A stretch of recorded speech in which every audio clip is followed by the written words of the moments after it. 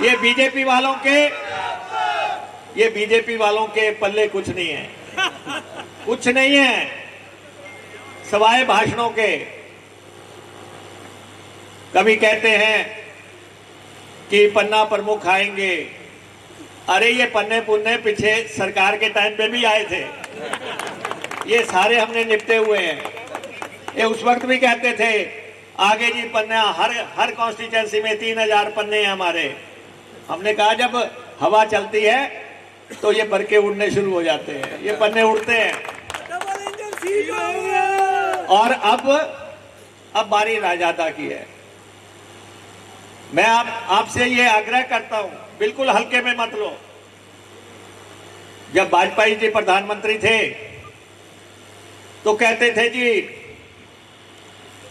उनको तो कोई हटा ही नहीं सकता,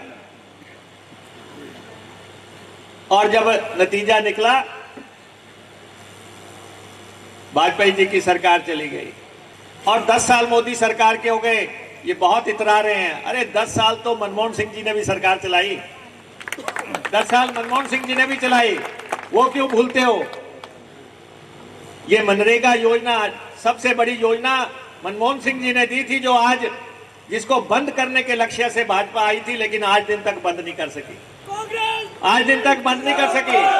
संसार की सबसे बड़ी काम की योजना अगर किसी ने दी तो वो सरदार मनमोहन सिंह जी की सरकार ने, कांग्रेस की सरकार ने दी। आज गांव-गांव में महिलाएं काम कर रही है।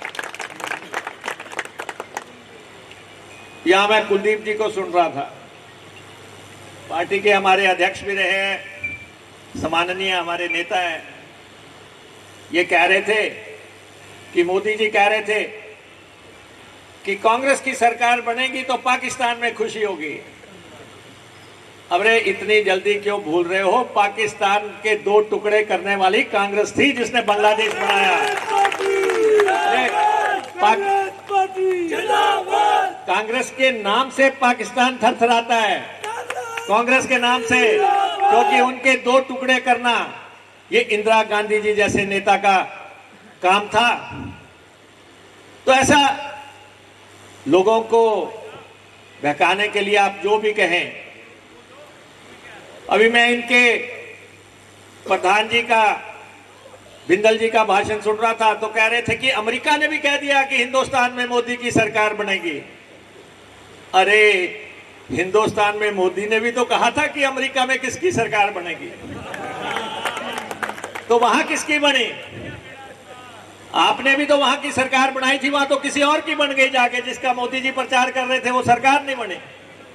तो इसलिए ना तो अमेरिका के कहने पे सरकार बनेगी, यहां सरकार वो बनेगी जो आप बनाएंगे।